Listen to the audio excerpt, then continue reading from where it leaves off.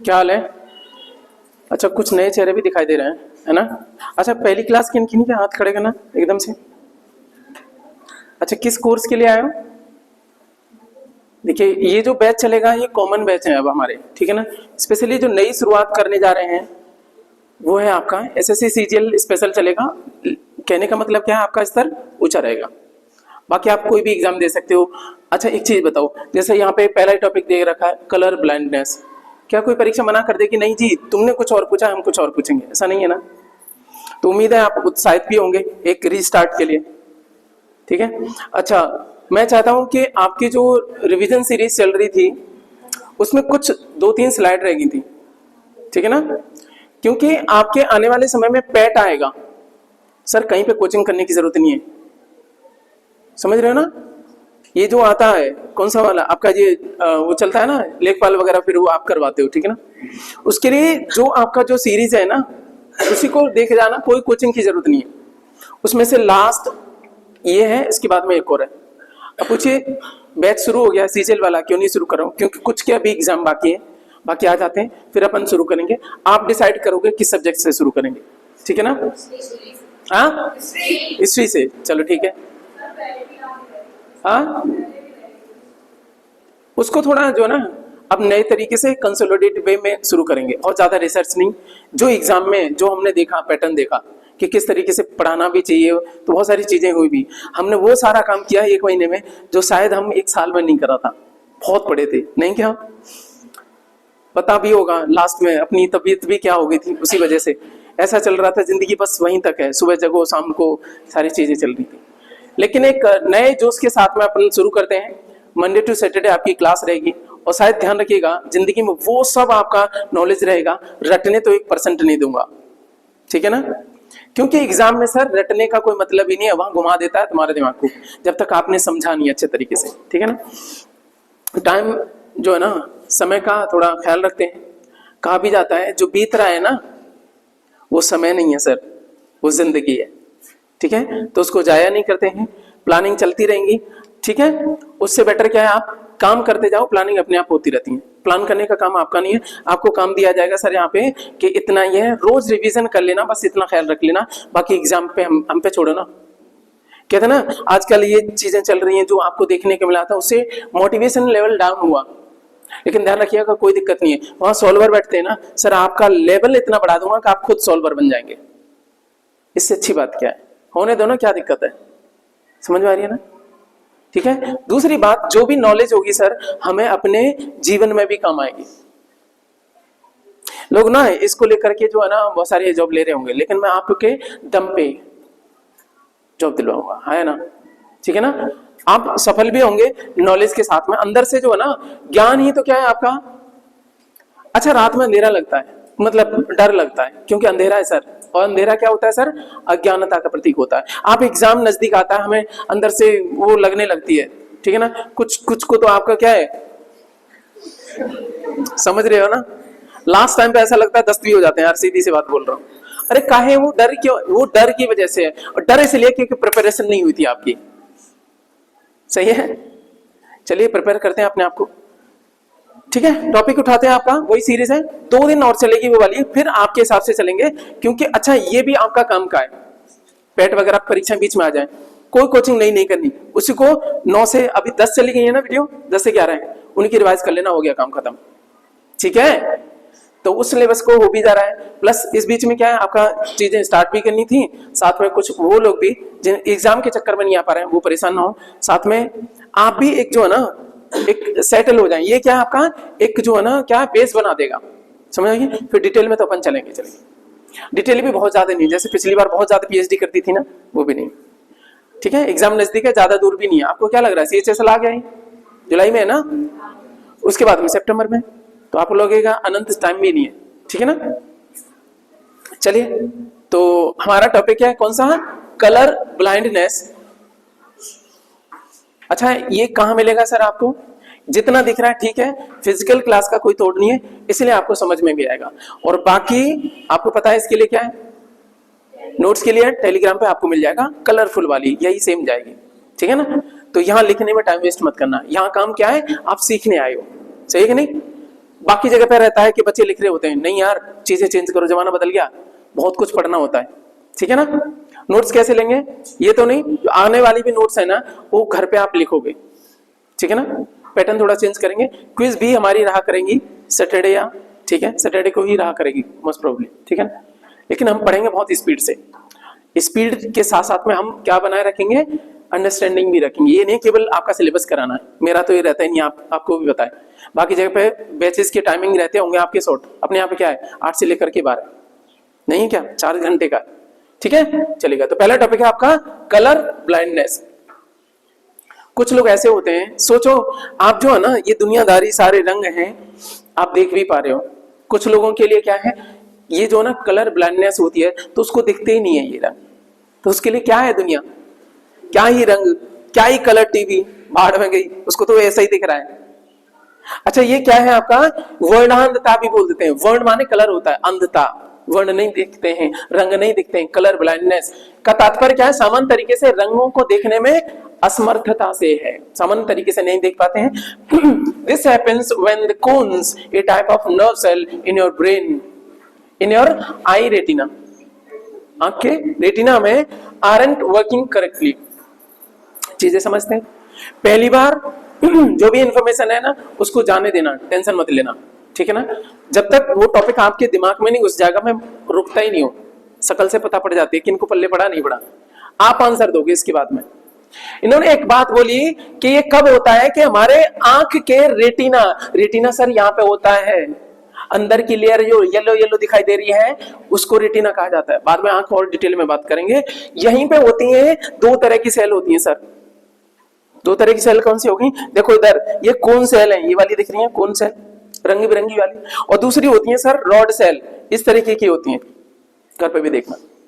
इनमें से rod cell क्या करती हैं, आपका ब्लैक एंड व्हाइट वाला वो दिखाती हैं, प्रकाश के लिए होती हैं, लेकिन ये कलर के लिए होती हैं, कौन सी वाली, कोन वाली, शंकुआकार, शंकु कहते हैं ना, शंकुआकार जो सेल होती हैं वो क्या निर्धारित करती हैं, आपका रंगों को, कलर को, ठीक है ना। एक्चुअली इन्हीं में आपका कोई एनोमली आ जाती है, इसी में कोई समस्या आ जाती है, इस वजह से आपको कुछ रंग नहीं दिखाई देते हैं, उसी को कह देते हैं कलर ब्लाइंडनेस। क्या मैं बात समझा पा रहा हूं, ठीक है ना, यहीं से आ गया। तो यहाँ पे उसने बात कही कि कब क्या हो जाता है, हमारी कोन सेल, हमारी जो शंकुआकार सेलें हैं वो प्रॉपर रूप से काम नहीं कर रही। ये कहाँ पाई जाती हैं, ये जो है आपका अंदर वाली लेयर रेटिना, यहीं से तो जो भी हम देखते हैं ना यहीं पे आपका बनता है, और यहीं से चिपकी रहती है क्या, आपकी ऑप्टिक नर्व सेल, जो हमारे ब्रेन में ऑप्टिक वाले हिस्से पे आपका जुड़ी रहती है, वहीं से तो ब्रेन फंक्शन करता है। ब्रेन खुद नहीं देखता है, आंखों के सहारे देखता है। जो भी हम देख रहे हैं ना, आप इसको भी देख रहे हो ना, या आपके ब्रेन पे ये रोशनी पड़ रही है, अरे यही मैं बंद कर दूं तो कोई रोशनी जाएगी नहीं, ये रोशनी आपके ब्रेन पे आंखों के थ्रू कहां जा रही है, रेटिना पे, और रेटिना पे लगी हुई है क्या, आपकी 2 तरह की कोशिकाएं इसमें पाई जाती हैं, कोन सेल और रॉड सेल।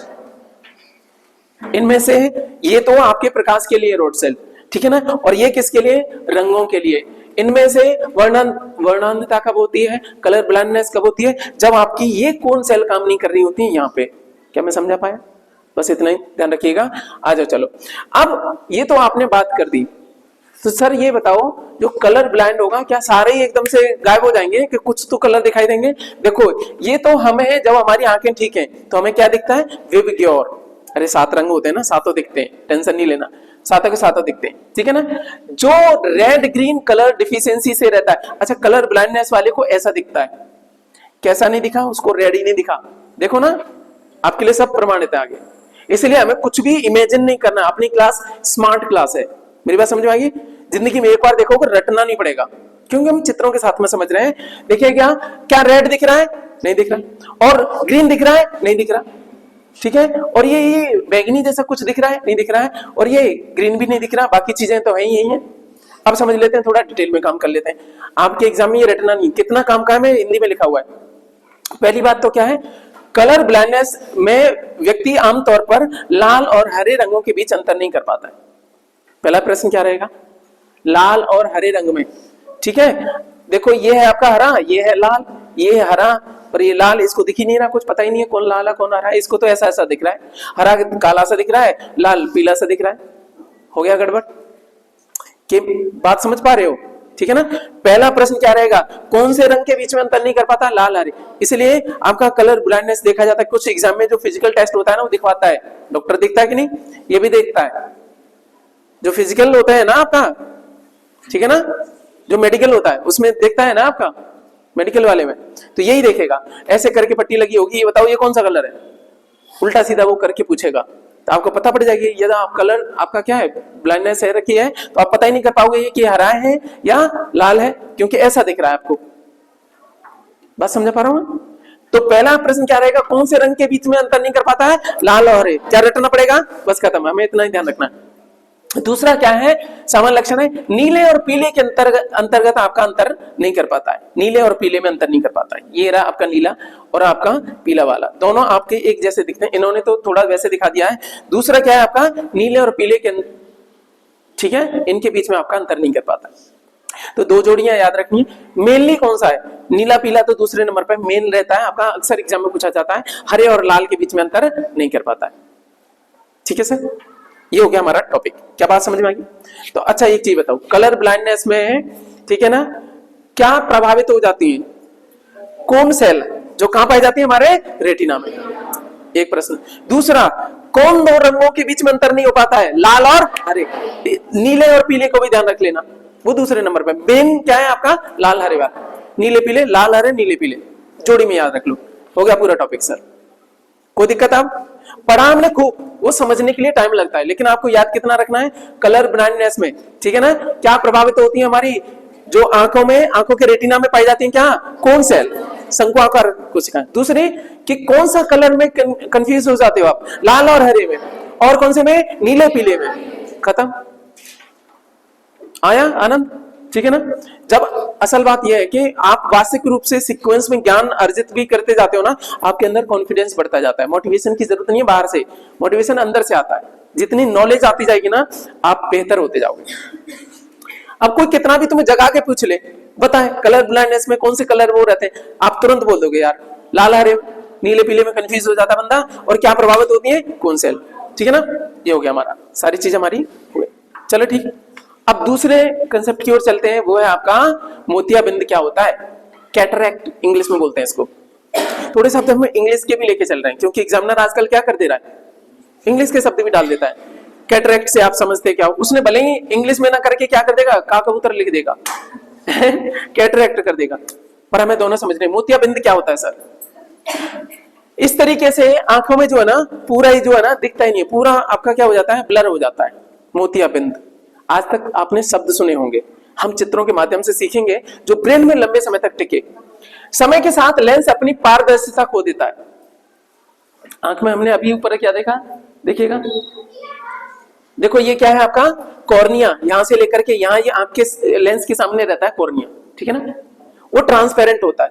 और इसकी बात कर रहे हैं लेंस की, लेंस ही धुंधला हो जाए तो उसको कहेंगे मोतियाबिंद। यहाँ कॉर्निया की बात नहीं हो रही है, कॉर्निया दिक्कत हो जाएगी तो कॉर्निया को तो आपका काट के दोबारा लगा दिया जाता है। मेरी बात समझ में आ रही है ना। नेत्रदान में क्या दान होता है, कॉर्निया। कॉर्निया कहां है सर, ये ट्रांसपेरेंट वाली, यहां से काटो, यहां से काटो, इसको हटा दो, ये दूसरा लगा दो, ये तो है आपका कॉर्निया वाला। लेकिन बात हो रही है मोतियाबिंद में, ये जो आपका लेंस है वही क्या हो जाता है, आपका धुंधला हो जाता है, और लेंस ही धुंधला हो गया तो आपको दिखेगा ही नहीं, ठीक है ना। तो समय के साथ लेंस अपनी पारदर्शिता खो देता है तथा अपारदर्शी हो जाता है। एक ही बात है यार, लेंस के धुंधलेपन को मोतियाबिंद कहा जाता है। क्या मैं समझा दिया, यही बात थी हमारी। व्यक्ति की आंख का लेंस उत्तरोत्तर धुंधला हो जाता है, अरे बात वही है यार, आगे चलो। परिणाम स्वरूप दृष्टि धुंधली हो जाती है। इसमें व्यक्ति के नेत्र के लेंस के ऊपर एक झिल्ली बन जाती है, आंखों की रोशनी धीरे धीरे कम होने लगती है। मोतियाबिंद में क्या होता है, लेंस के ऊपर झिल्ली बन जाती है। बहुत सारे लोगों की तुमने देखा भी होगा। स्पेशली मोतियाबिंद के बारे में बात करें तो 50 साल से ऊपर के लोगों में ये ज्यादा संभावना देखने को मिलती है। हालांकि अब क्या हो गया है, अब चीजें उल्टी सीधी हो रही हैं। हमारा खान पान ऐसा बिगड़ गया, बहुत सारे पेस्टिसाइड है, तो कभी भी कोई सा भी रोग कभी भी हो जा रहा है। वैसे हालांकि इसको देखा जाता था कि 50 साल से ऊपर के लोगों में ये प्रेवलेंट रहता था, ठीक है ना, बहुतायत में रहता था, देखा जाता था मोतियाबिंद। आपके घर परिवार में कुछ बुजुर्ग लोग होंगे, वो कहते होंगे मोतियाबिंद हो गया है, उनको ऑपरेशन कराना, ये कराना, वो कराना, ठीक है। चलो, इलाज क्या है सर, केवल सर्जरी है। ऑपरेशन कहते हैं ना, केवल सर्जरी है और इसके अलावा कुछ भी नहीं है। इससे बेटर क्या है, आप क्या है, ये सब कुछ होएगा ही नहीं यदि आप क्या करोगे, प्रॉपर रूप से खाना खाओगे, प्रॉपर डाइट जिसको बोलते हैं ना, ठीक है ना, डाइट लोगे, अच्छे से खाना लोगे, बैलेंस फूड जिसको हम क्या कह देते हैं, डाइट, इंग्लिश वाले बेटर जानते होंगे, ठीक है ना।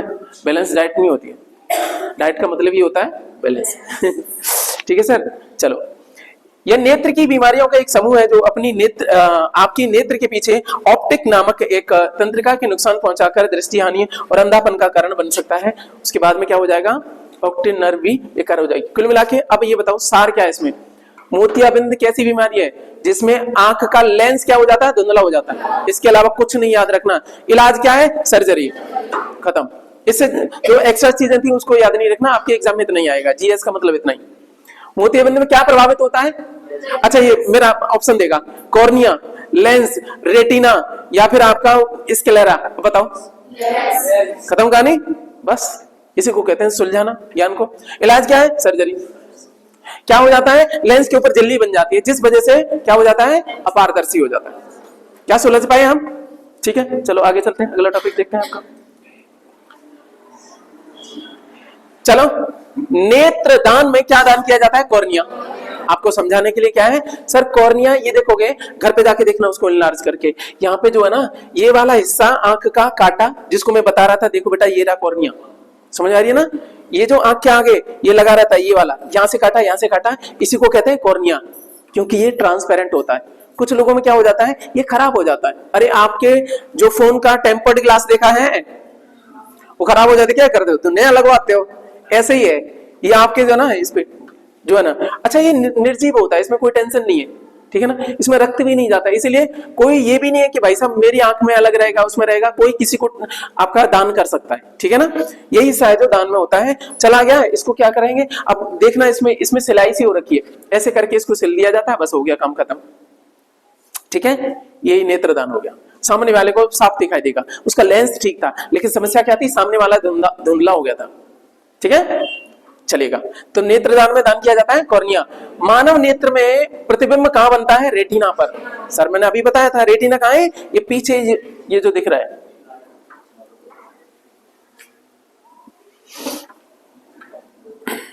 देखो ढंग से।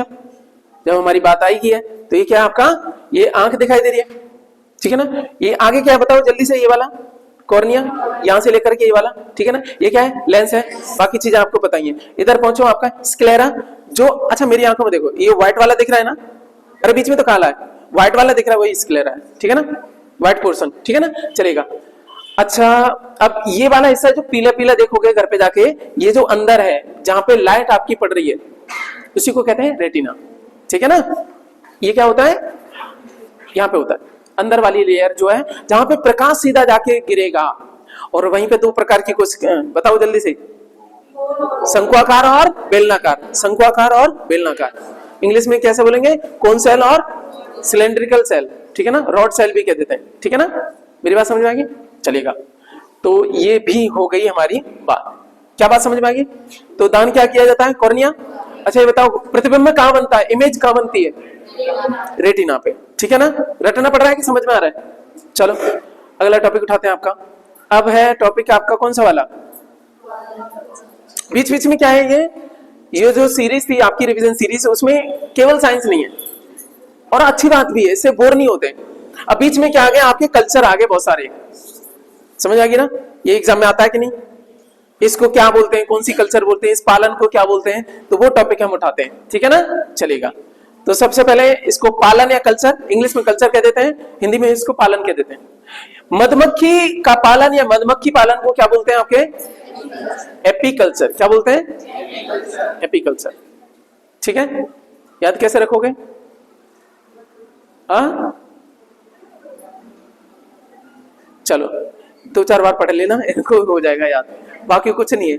कुछ लिंक बनता तो ठीक है, लिंक अलग बना सकता हूँ, लेकिन जबरदस्ती टाइम वेस्ट नहीं करना। सबको पता है यार, जो चीज पता है उस पर दिमाग नहीं लगाना, जो नहीं पता होगी उसको लिंक कर दूंगा।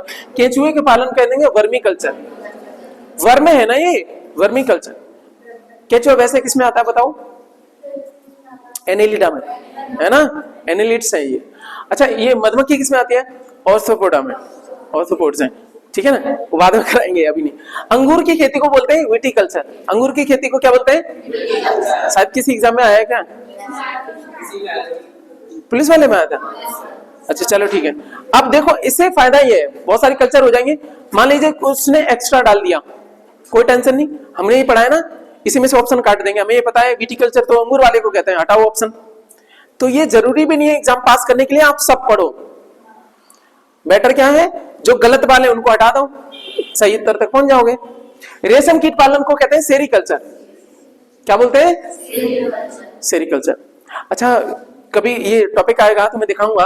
रेशम कीट जो है ना आपका बड़ा सुंदर सा दिखता है, बहुत अच्छा दिखता है, लेकिन इसको जो है ना आप ये रेशमी कपड़े पहनते हो ना, उसके जो प्यूपा होता है ना, उसी टाइम पे तुम उसको मार देते हो, ठीक है ना। ओके, मत्स्य पालन को कहते हैं पिसीकल्चर। थोड़े मैंने कलर मैच करने की कोशिश की है, मछली ऐसी रहती है, रेशम कीट ऐसा रहता है, अंगूर ये केचुआ वाला, मधुमक्खी वाला, ठीक है ना, तो बड़ा टाइम लगता है सर, ठीक है ना, ये आप ही के लिए चलेगा। मत्स्य पालन को क्या बोलते हैं? पिसीकल्चर, ठीक है ना। फिशिस, फिश जो है ना उनके ग्रुप को क्या बोलते हैं? फिशिस, ठीक है ना। पिसीकल्चर यहीं से शब्द बनेगा, फिशिस, मत्स्य पालन। बायो में पढ़ाएंगे, आपका डिवीजन रहता है ना उसमें, ठीक है ना। किंगडम एनिमलिया में भी जाओगे भीतर जाकर के तो उसमें भी डिवीजन देखने को मिलते हैं, तब हम देखेंगे आपकी मछलियां अलग हैं आपकी। सब्जियों की खेती को कहते हैं ओलेरीकल्चर। क्या बोलेंगे? सब्जियों में राजा कौन है? आलू है, आलू से ध्यान रखना, आलूरी नहीं है, उसी से थोड़ा बहुत लिख कर लेना ओलेरी। ये बातें जो है ना यही याद रह जाती है एग्जाम में। सब्जियों का राजा कौन है? आलू है, कद्दू है, हमें नहीं पता, तो जो भी आलू है तो और भी लिंक कर लो। आलूरी कल्चर की जगह पे ओलेरी थोड़े ध्यान रख लेना, ठीक है ना। कुछ नहीं, पढ़ते समय थोड़ा ना मस्ती भी करते हैं ना, वो याद रह जाती है बातें। ओलेरी कल्चर। पक्षियों का अध्ययन कहलाता है ऑर्निथोलॉजी। ऑर्निथोलॉजी, वैसे रा उड़ा रहता है लेकिन बोलने में ऑर्निथोलॉजी, रा साइलेंट रहता है, ठीक है ना। गुलाबी क्रांति झींगा उत्पादन, गुलाबी क्रांति झींगा, ठीक है ना, चलेगा। अमृत क्रांति नदी जोड़ो परियोजना, ये नई है ना। अमृत क्रांति नदी जोड़ो परियोजना। हरित क्रांति खाद्यान्न उत्पादन। अच्छा, हरित क्रांति में मुख्य फसलें कौन सी थी? गेहूं और धान, गेहूं और धान दोनों ही, ठीक है। और क्या रह गया आपका? श्वेत क्रांति दुग्ध उत्पादन। सर ये बताओ श्वेत क्रांति के जनक कौन है? वर्गीस कुरियन, ठीक है ना। जो आपका अमूल है ना, अमूल सहकारी उद्योग है ना, जो आपका क्या आनंद गुजरात में जगह है, वहां पे आपका उन्होंने शुरू किया था, ठीक है ना। जो नेशनल डेयरी बोर्ड वगैरह है वो बना था, उसके अध्यक्ष भी थे वो, ठीक है ना। एनडीडीबी ऐसे करके बोला जाता, नेशनल डेयरी डेवलपमेंट बोर्ड, उसके अध्यक्ष भी रहे हैं। भारत सरकार ने उनको काम पे वो करा था। इसीलिए श्वेत क्रांति के जनक कौन है आपके? वर्गीस कुरियन साहब, ठीक है। चलो ये हमने बातें करी आपके यहां पे।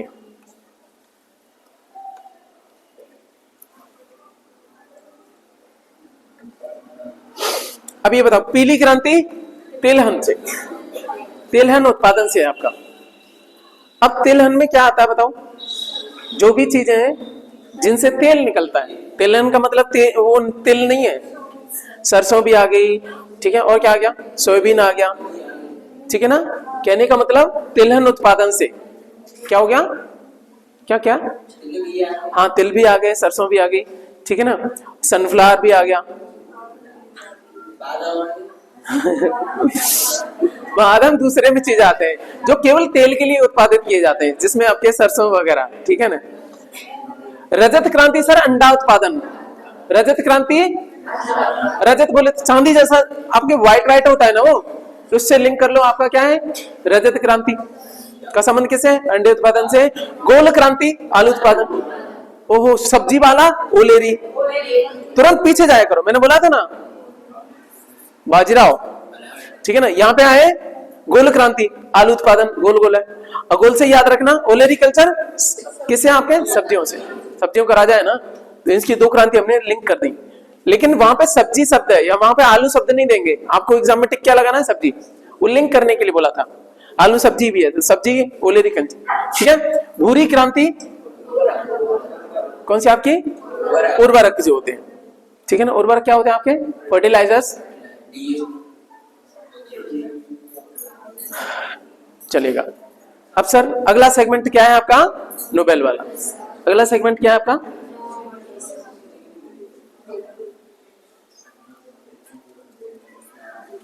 दो 2023 में जो नोबेल पुरस्कार रहे हैं उनकी हम सीरीज स्टार्ट कर रहे हैं, तो उनमें से क्या है आपका?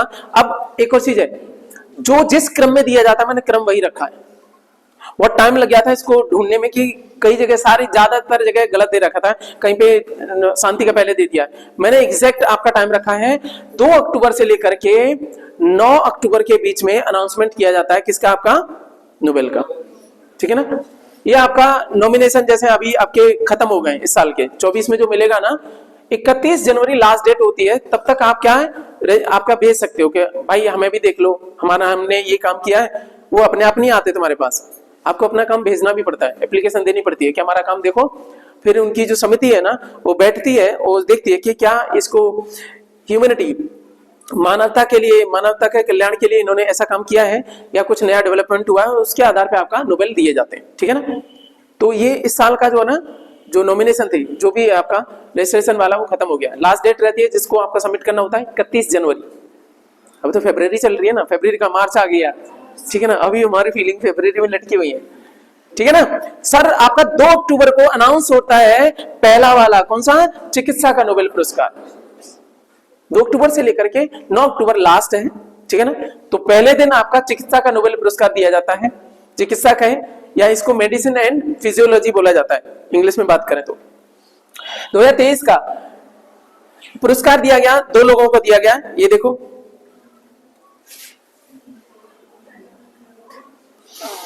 क्या नाम है? Caitlin Kariko. ये मैडम है आपकी कैटलिन कारिको, हंगरी की है। हंगरी की राजधानी बुडापेस्ट, सही है ना। अच्छा, ड्रू वीसमैन, ये आपके ड्रू करके हैं बट इन्होंने ड्रू रखा है यहाँ पे, ड्रू वीसमैन, ठीक है ना। ये है अमेरिका के। इन दोनों को मिला है सर किस क्षेत्र में मिला है? इन्होंने mRNA से कोविड-19 वेरिएंट के टीके के विकास के लिए मिला है। जब आपका क्या हुआ था, कोरोना आया था ना, उसमें mRNA टेक्निक से, mRNA क्या होता है? मैसेंजर राइबोन्यूक्लिक एसिड, आरएनए होता है ना, उसमें भी क्या है आपका एक शब्द जुड़ा रहता है mRNA। कभी टॉपिक आएगा वहां डिटेल बात करेंगे, क्योंकि अभी टॉपिक क्या है आपका? नोबेल मिला है। किसके लिए मिला है? यहां मुद्दा ये नहीं है। mRNA से आपका कोविड-19 के टीके विकसित किए थे, बस इतना ध्यान रखना। चिकित्सा का नोबेल 2023 किसके लिए मिला था? कोविड-19 के टीके के लिए, बस इतना याद रखना है, ठीक है। किनको मिला है? ये है आपका कौन? मैडम क्या नाम है? कैटलिन, और दूसरा आपका ड्रू वीसमैन, ठीक है ना। कैटलिन कारिको और दूसरा आपका ड्रू वीसमैन। कारिको से कोरोना याद रखना, वीसमैन से आपका वैक्सीन याद रखना। अब क्या कर रहे हैं, कुछ तो दिमाग लगाना पड़ेगा ना। तो ये हो गया आपके कौन से वाले। सर उसके बाद में आपका 3 अक्टूबर आता है। 3 अक्टूबर को कौन सा मिलेगा?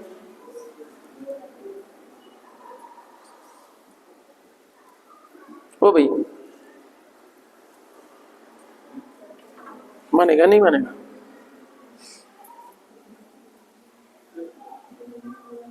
चलो कोई नहीं, देखेंगे। तो 3 अक्टूबर को आपका भौतिकी का नोबेल पुरस्कार दिया गया।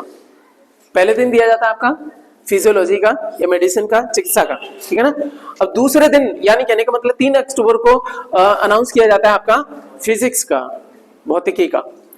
इसमें 3 लोग हैं जिनको ये दिया गया है, ठीक है ना। तो पियरे अगस्टिनी, उसके बाद में आपका फेरिक क्रॉस, ठीक है ना। फेरिक ऐसे करके क इन्होंने प्रोनाउंसिएट किया है, पता नहीं क्या है, इनका नाम क्या है, ठीक है ना। क्रॉस ऐसे करके है। फिर उसके बाद में ये मैडम का नाम क्या है? एनियल इलियर। ये हुलियर नहीं बोला जाएगा, इलियर ही बोला जाता है, ये सही है। आप बोलोगे, हम तो जो देखते हैं उसको हम बोल लेते हैं, हम कहेंगे हुलियर। इलियर नाम है मैडम का, ठीक है ना। इन 3 को फिजिक्स के मामले में मिला है। सर किसके लिए मिला है सर आपका? यह पुरस्कार उन प्रायोगिक विधियों के प्रदान के लिए प्रदान किया गया जो पदार्थ में इलेक्ट्रॉन गतिशीलता के अध्ययन के लिए प्रकाश के एटोसेकेंड पल्स का उत्पादन करते हैं, ठीक है ना। अब कोई आपका क्या है? एटम है। एटम की भी स्ट्रक्चर ढंग से आप देख पाओगे आने वाले समय में, और भी स्टडी आएंगी, क्योंकि इन्होंने क्या किया है? क्या है आपका? प्रकाश के एटोसेकेंड एटम को भी देख पाएगा, वहीं से शब्द बनाए एटो सेकंड। सेकंड का भी बहुत छोटा पार्ट है एटो सेकंड, ठीक है ना। हम देख कैसे पाते हैं, विद इन सेकंड्स में आपके जो बदलाव होते हैं उनको कैप्चर कर पाते हैं, उन्होंने ये डेवलप करा है। यानी और भी फर्दर हमारा ज्ञान एक्सपेंड होता जा रहा है। अरे आज से 10 20 50 साल पहले चले जाओ, ठीक है ना, मान लीजिए 100 साल पहले चले गए, उस टाइम पे मोबाइल नहीं है, पीछे जैसे जाते जाओगे बहुत सारी चीजें गायब होती जाएंगी, मोबाइल गायब, लैपटॉप गायब। 100 साल पहले तो ये नहीं है भाई, कंप्यूटर भी नहीं है, समझ आ रही है ना बात। तो आपको लगेगा यार कौन सी दुनिया में आ गया आप, उसको मोबाइल दिखा दो, वो इस पे चित्र चल रहे हैं, ये क्या है, अचंभे में रह जाएगा। ऐसा ही क्या है, अब डेवलपमेंट हो रहा है हमारा, इन्होंने क्या किया है, एटोस जो सेकंड है ना उनका आपका उनको डेवलप किया है, ठीक है ना। तो बस इतना ही ध्यान रखना, ये भौतिकी का मिल गया। किन को मिला है, इसमें दो चीजें रहती हैं, किसके लिए मिला है और किन्हें मिला है, ठीक है ना, यही है, इसको ध्यान रखना। ये लिखा हुआ, the prize is awarded for the experimental methods that generate attosecond pulse for the light for the study of the electron dynamics in matter, ठीक है ना। पदार्थ में जो है ना उसकी अध्ययन के लिए उसकी गतिकी को कैसे गति कर रहे हैं, ठीक है ना, उसको इन्होंने जनरेट किया है। ऑटो सेकेंड, कुल मिला के बात क्या है, कम समय में भी आपकी फोटोग्राफी हो भी पाएगी, ठीक है ना, चलेगा। इसके फिजिक्स के नोबेल के बारे में थोड़ी बात कर लें। ये जो फिजिक्स का नोबेल है या भौतिकी का नोबेल है, royal Swedish academy of sciences देती है, स्टॉकहोम वाली। सर बात करें, ये आपको दिख रहे होंगे, एक ऊपर क्या है सर, नॉर्वे, नीचे क्या है, स्वीडन। ये क्या है आपका, नॉर्वे। नॉर्वे की राजधानी क्या है, दो शब्दों का नाम देश का, दो शब्दों की राजधानी, नॉर्वे की ओस्लो, ठीक है ना, ओस्लो। अच्छा, स्वीडन की स्टॉकहोम।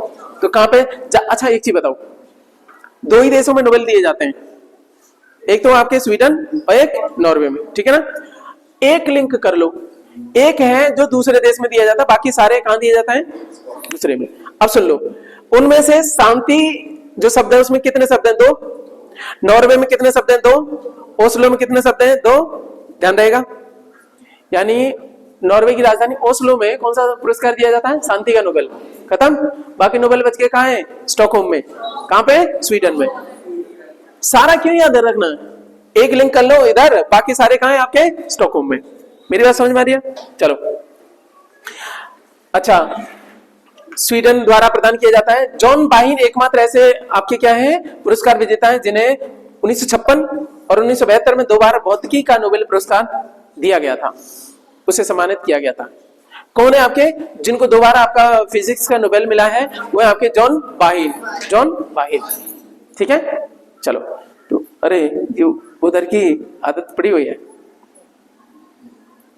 अब आ गया सर, पहले 2 अक्टूबर को क्या है, मेडिसिन का, 3 अक्टूबर को क्या है, फिजिक्स का, 4 अक्टूबर को क्या है, केमिस्ट्री का, ठीक है ना। इन्होंने क्रम चेंज कर दिया, बायो का पहले रख दिया, मेडिसिन बोले तो वो बायो वाला फील्ड, ठीक है ना। तो पीसीबी की जगह पे आपका बी पहले ले लिया, फिर पी तो पीसी तो क्रम में ही है, ठीक है। हालांकि रटना नहीं है।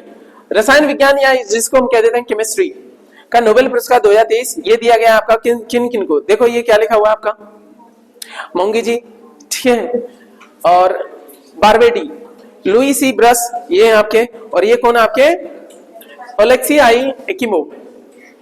अरे ऐसा है ना, आपके एग्जाम अभी आ रहा है, तब तक क्या है, ये काम के सीएचएसएल आ रहा है ना, अब सितंबर है, आपके सीजीएल में भी है, क्योंकि अक्टूबर में जाके अनाउंस होंगे अगले वाले। तो ये बार इस साल तो चलेंगे नहीं ये नोबेल, तो ध्यान रखना इसमें। इनको 2-4 बार और पढ़ लेना। इनको किसके लिए मिला भैया, केमिस्ट्री का क्वांटम डॉट्स की खोज के लिए। अब ये क्वांटम डॉट्स क्या होते हैं, कोई भी पदार्थ होता है उसका जो है ना साइज जितना कम करते जाओगे, ठीक है ना, तो साइज के हिसाब से उसके कलर भी चेंज होते जाते हैं, तो उनको डेवलप कराया इन्होंने, ठीक है ना। कोई पदार्थ जो है ना उसका साइज बहुत छोटा करते जाओगे तो उसके कलर में भी अंतर आता है। अच्छा ये बताओ, लगभग अब ये कहां पे कौन से इसके लिए बात कर रहे हैं, ये नैनोमीटर वाले की बात कर रहे हैं, नैनो साइज की बात कर रहे हैं। नैनो टेक्नोलॉजी के फील्ड में इनको दिया गया है। क्वांटम डॉट बोले तो कहां पे, नैनो टेक्नोलॉजी। नैनो का मतलब बताओ, 10⁻⁻⁹ छोटे में है ना, ये बड़ा नहीं है, 9 हो जाएगा तो बड़ा हो जाएगा, -9, नैनो 9 याद रहेगा, लेकिन -9, ठीक है ना, ठीक ठीक बात समझ में आएगी। तो इतने छोटे होते हैं, उनमें भी क्या है सर, उनको भी साइज को तुम कम ज्यादा करोगे तो कलर में वेरिएशन आएगा, ठीक है। अब इसका क्वांटम डॉट टेक्नोलॉजी का यूज कहां होता है? आपके आ रही है QLED, एक शब्द आ रहा है आजकल, मार्केट में जाओगे एक एलईडी देगा, सर ये QLED है। आपको क्या लग रहा है? सारी चीजें अपने काम की रहती हैं, कोई बेवकूफ ना बना दे। क्यू बोले तो क्वांटम एलईडी, एलईडी बोले तो लाइट इमिटिंग डायोड, सबसे सस्ता रहता है ये। मेरी बात समझ में आ रही है? क्वांटम का मतलब क्या होता है? अच्छा, साइज कम ज्यादा रहेगा, उसी आधार पे उसके जो है ना कलर भी वेरिएंट होते हैं, चेंज होते हैं, ठीक है ना। तो ये है the discovery and synthesis of quantum dots. इसका यूज केवल किस में नहीं होगा, ठीक है ना, केवल ये एलईडी वाले में नहीं। देखो इस तरीके से ये क्या लिखा हुआ है, ये जो है ना आपके बॉटल्स में कोई चीजें हैं, आपके कोई लिक्विड वगैरह है, लिक्विड नहीं, आपका कोई मटेरियल है, उसको इतना छोटा छोटा किया गया है कि उसकी वजह से उसका साइज, आपका रंग जो है ना बदल गया है। अच्छा ये बताओ, इनमें से कौन सा बड़ा होगा साइज में? ये कंसेप्ट आपका क्लियर करेगा। जो विजिबल लाइट में कलर कौन से होते हैं? विबग्योर। कौन से होते हैं? विबग्योर में क्या होता है? रेड है ना ऊपर, विबग्योर नीचे से ऊपर जाते हैं ना, ये ट्राइंगल है। इसमें से बताओ कहां जाएंगे? सबसे ज्यादा डेविएट कौन सा होता है? बैंगनी होता है। रेड तो सीधा सीधा चलता है, इसलिए ट्राइंगल में नीचे से ऊपर जाते हैं विबग्योर में, वेजनी अपीनाला, है ना। अच्छा ये बताओ, तो सबसे ज्यादा लंबा कौन होगा? वेवलेंथ किसकी ज्यादा होगी? रेड वाले की, है ना। वेवलेंथ किसकी ज्यादा होगी? सबसे कम किसकी होगी? बैंगनी की। लेकिन फ्रीक्वेंसी ज्यादा किसकी होगी? अब फ्रीक्वेंसी के मामले में उल्टा है, वेवलेंथ किसकी ज्यादा है? रेड की। एक को याद रख लो, फ्रीक्वेंसी को उल्टा कर देना। इसीलिए सिग्नल में आपका लगाया जाता है क्या? रेड वाला, क्योंकि अपने स्थान से ज्यादा बदलता नहीं है, ठीक है ना। अभी देखोगे इस तरीके से जो लेजर लाइट होती है, जैसे ये लेजर लाइट है, ये रेड वाला ही क्यों यूज होता है? देखो इस तरीके से, क्योंकि ये डेविएट नहीं होता है, ठीक है ना। अच्छा मैं आपको बात बताऊं, तो इनमें से ये बताओ साइज किसका बड़ा होगा? रेड का। वेवलेंथ वाली बात ध्यान रखो ना, इनमें से ये लगभग 42 nm रहता है। रेड वाला कब दिखेगा? 42 nm में। और यहां से कम होते जाओ तो कलर चेंज होता जाएगा, जैसे ही बैंगनी की तरफ आओगे तो लगभग 2 nm, nm बोले तो नैनोमीटर, नैनो टेक्नोलॉजी है ना, तो करके। अब इसका यूज क्या होगा? मेडिसिन के फील्ड में भी हो जाएगा। कोई ट्यूमर वगैरह है, डॉक्टर क्या करेगा, वहां पे थोड़ा इसको इंजेक्ट कर देगा, ऐसा पदार्थ जो आपका रिएक्शन ना करे, तो वहां से दिख जाएगा ये रहा ट्यूमर, ठीक है ना। इस तरीके से मेरी बात समझ में आई? तो इनको दिया गया है क्वांटम डॉट्स के लिए। अच्छा ये बताओ, फिजिक्स में किसके लिए मिला है? ऑटो सेकंड के लिए, ठीक है ना। अच्छा मेडिसिन में किसके लिए मिला है? वैक्सीन डेवलप करने के लिए, mRNA बेस्ड वैक्सीन के लिए। हो गया याद? इससे ज्यादा नहीं याद रखना, वो तो ऑप्शन में लिखा रहेगा ना, आपको तो बस ध्यान रखना है। ये mRNA वाला मेडिसिन में मिला था, ऑटो सेकंड वाला किसमें मिला था? फिजिक्स वाले में मिला है। और क्वांटम डॉट्स का किसके लिए मिला है? केमिस्ट्री के लिए। अब इजी है, यही टिपिकल रहते हैं, ठीक है। अब आ जाओ सर, आपके कहां पे पहुंच गए? 5 अक्टूबर को, ठीक है ना। 5 अक्टूबर को मिला है किसके लिए? साहित्य का नोबेल पुरस्कार 2023, जॉन फोसे। इनका नाम क्या है आपका?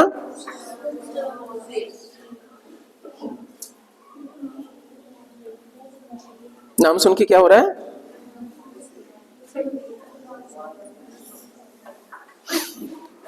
ये है सा जॉन फोसे। साहित्य का नोबेल पुरस्कार 2023 दिया है जॉन फोसे को नाटकों और गद्य के लिए। ऑब्वियसली बात है, तुमने कुछ लिखा होगा लिटरेचर में, उसी के लिए मिला है। इनकी शैली है फोसे आपका मिनिमलिज्म, मिनिमल, कम शब्दों में ज्यादा चीजें बयान करना। और इनका एक उपन्यास है आपका स्टैक्ड गिटार, और दूसरा है आपका कौन सा वाला? सेप्टोलॉजी। ये बहुत आपका बुला भी गया था जब आपकी प्रेजेंटेशन दी जा रही थी ना, किसकी? इसकी नोबेल वाले की, तो सेप्टोलॉजी की चर्चा आई थी। सेप्टोलॉजी किसका नोबेल है? आपका जॉन फोसे का। एग्जाम में आ जाती है ना किताबें, तो ये चर्चा में आ गया सेप्टोलॉजी। सेप्टोलॉजी इसमें 2 फ्रेंड्स नेम्ड एस्ले, 2 मित्र हैं, उनकी कहानी है। एक्चुअली इस पुरस्कार को लेकर के थोड़ा विवाद रहता है कि ज्यादातर लिटरेचर का जो अवार्ड मिला है ना, वो किन को मिला है? नॉर्वे स्वीडन के लोगों को मिला है। असल में क्या है, वो जो कमिटी है ना, उनको समझ में ही आती है कौन सी उन्हीं की भाषा।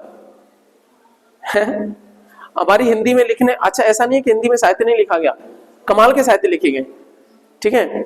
लेकिन जब कमेटी के पास में जाता है तो उन्हें पल्ले ही नहीं पड़ता है, ये भी आपका देखा गया, क्रिटिसिज्म किया जाता है। ये भी कहां के? नॉर्वे के हैं सर, नॉर्वेजियन है। कहां के हैं? नॉर्वे के हैं ये। तो जॉन फॉसे इनको मिला है, और इनके दो उपन्यास ध्यान रखना, स्टैग्ड गिटार और दूसरा आपका सेप्टोलॉजी। दूसरा कौन सा है? सेप्टोलॉजी, याद रहेगा। अच्छा, इनकी कुछ बातें हम वो कर लेते हैं। ये लास्ट है बच्चे, टेंशन मत लो, यही लास्ट है, इससे ज्यादा नहीं करा रहा, क्योंकि फिर वो आपके हौच पौच हो जाएंगे। दो रह जाएंगे ना, वही इजी है।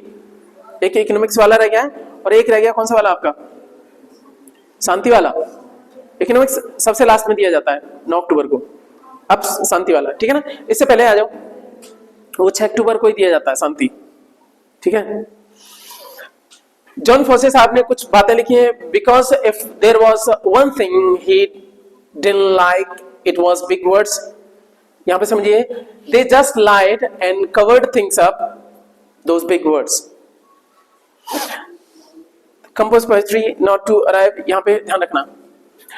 अब इसको मैं हिंदी में बताऊं? अच्छा, ऐसा ही बंदा थोड़े ना है, अच्छा लिखता है। और दूसरी बात क्या है, तभी तो नोबेल लॉरिएट भी है ना। नोबेल पुरस्कार जिनको मिलता है उनको बोला जाता है नोबेल लॉरिएट, ठीक है ना, पुरस्कार विजेता, ठीक है ना। तो दे जस्ट लाइड, उन्होंने झूठ बोला, and covered things up those big words, ठीक है ना। अब छोड़ो, यहाँ पे इनकी उसकी भाषा पे नहीं जा रहे हैं। तो ये है आपका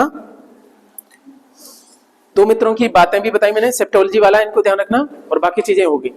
तो अब तक थोड़ा क्विक रिवीजन मारे, तो कहां पे पहुंच गए अपन?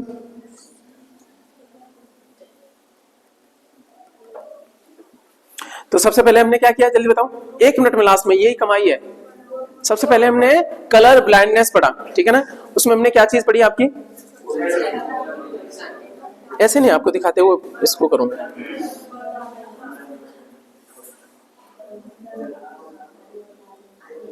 चलेगा, कलर ब्लाइंडनेस था, और इसका मतलब क्या होता है, आपके कुछ रंग नहीं देख पाते हो आप, और वो वजह रहता है क्या आपका, जो आपके रेटिना पे क्या होती है, रेटिना में पाई जाती है क्या आपकी 2 तरह की कोशिकाएं, सिलेंड्रिकल और दूसरी आपकी कोन सेल, या बेलनाकार कह सकते हैं, और दूसरी आपकी शंक्वाकार। उनमें से जो शंक्वाकार है वो रंगों को निर्धारित करती हैं, वो उनमें आपकी कोई गड़बड़ी आ जाती है, ठीक है ना, अच्छे से काम नहीं कर रही होती वो, एंड वर्किंग प्रॉपर्ली, ठीक है ना। अच्छा, कौन से रंगों के बीच में अंतर नहीं कर पाते हो? लाल और हरे के बीच में, और नीले पीले के बीच में। अच्छा, दूसरा टॉपिक था मोतियाबिंद। मोतियाबिंद में क्या खराब होता है सर आपका? लेंस धुंधला हो जाता है। इसका इलाज क्या है? सर्जरी। इसके बाद में टॉपिक बताओ जल्दी से। अच्छा, नेत्रदान में क्या दान किया जाता है? कॉर्निया। कुछ याद आ रहा है? ठीक है ना। अच्छा चलो, दूसरा क्या है आपका? रेटिना। आपका इमेज कहाँ बनती है? रेटिना पर बनती है, ये बताया। अगला टॉपिक बताओ। कल्चर वाले आगे थे, बहुत सारे कल्चर आगे थे, ठीक है ना।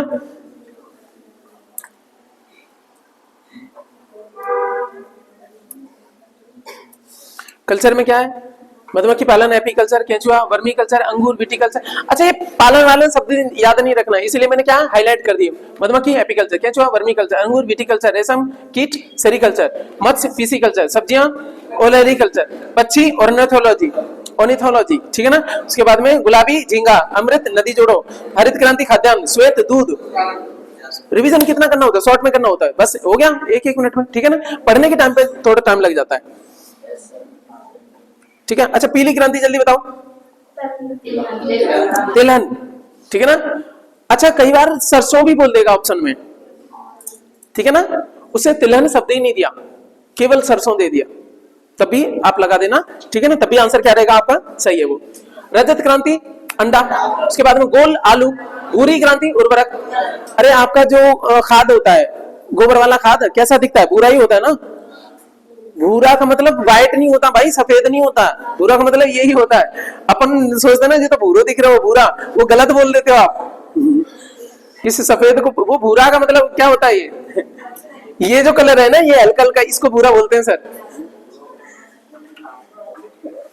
ठीक है। नोबेल पुरस्कार में बात करें, अच्छा ये आपको याद होंगे, अब ये भी करें। ये बताओ, 2 अक्टूबर को दिया गया था आपका चिकित्सा का, ठीक है ना। किन को दिया गया?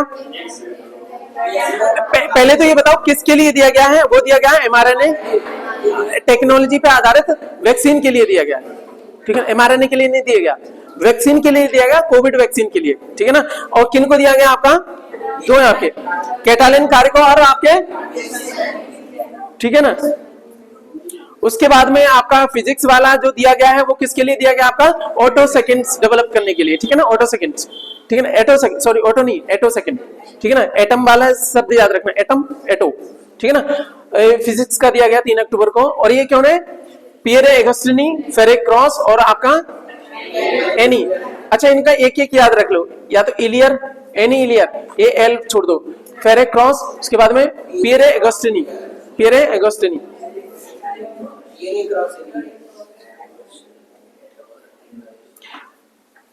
एगोस्टिनी आग लगी, फिर क्या है, आग को आप क्रॉस करें, फिर उसके बाद में क्या है, इलियर क्या हुआ, इलियर क्या, इलियर क्लियर तुम क्लियर हो गए। अच्छा ये शब्द एग्जाम के लिए थोड़ा टिका रहे हैं, ऑप्शन वहां तो सामने होगा ना, तो क्या है वो, अच्छा और ये कितनी देर में क्लियर हो गया, एटो सेकंड में अरे इसको समेट रहे एग्जाम के लिए, ठीक है। अच्छी बात, आपको पूरा याद नहीं रखना, वहां तो ऑप्शन आंसर रहेगा ना सामने, बस ढूंढना है। तो फिजिक्स वाला हो गया। आगे चलो, आपका केमिस्ट्री का किसके लिए था, क्वांटम डॉट के लिए, ठीक है ना, ठीक है। केमिस्ट्री का दिया किसको गया है आपका, मोंगिडी बार्बेडी, लुइसी ब्रस और आपके क्या है, अलेक्सी आई एकिमोव, ठीक है। अभी ये क्या मांगी, ब्रश ब्रश मांगी आपने, ठीक है। और ये क्या है, एकिमोव, एकिमोव का मतलब किसी आंख में घुस दिया, हाँ जो भी है, ठीक है ना। और उसके डॉट्स जो उसमें ब्रश पे क्या रहते हैं, डॉट डॉट रहते हैं ना, वो आपके गड़बड़ करके, ठीक है यार, जो भी करना है हो गया। आगे चलो, आपका इसका ये साहित्य का मिला है किसको, फॉसे को, पूरा नाम क्या है इनका, जॉन फॉसे, जॉन फॉसे को आपका क्या है, ठीक है। अच्छा इनके दो वो हैं आपके, स्टैक्ड गिटार और दूसरा आपका सेप्टोलॉजी, ये बारे में जान दो, इसको याद रखना सेप्टोलॉजी को, सेप्टोलॉजी जिसमें क्या होता है। अच्छा ये दो मित्र होते हैं, इनकी कहानी क्या है, तो आजकल देखो यूरोपियन कंट्री में क्या होता है, हाई स्कूल के बाद में बच्चा जो है ना आपका घर पे नहीं रहता है, घर पे क्या है आपका, वो छोड़ दिया जाता है माँ बाप के द्वारा, जा भाई तू खुद अपना फीस भर, सब कुछ कर, ठीक है। वहां पे बच्चा निकल जाता है, अपनी कॉलेज फीस भी करेगा, कहीं पार्ट टाइम जॉब करेगा, सब कुछ करेगा, ऐसे करके रहता है, ठीक है। दो तरह की लाइफ बताइए, दोनों फ्रेंड जो है ना उनका नाम ही इसलिए है, और एक क्या करता है, माँ बाप के सानिध्य में रहता है, बहुत सारी आपकी रिस्ट्रिक्शन रहती हैं, और सीखने के मामले में देखोगे तो वो जो फ्री छोड़ा था, जो अपने आत्मनिर्भर हो गया था, ठीक है ना, वो ज्यादा सीख भी पाता है। दो तरह की चीजें बताई गई है सीखने की बात नहीं हो रही है, दो तरह की लाइफस्टाइल बताई गई है, ठीक है। तो ये आपके दो फ्रेंड सेप्टोलॉजी में ये है, और ये कौन है आपके, जॉन फॉसे।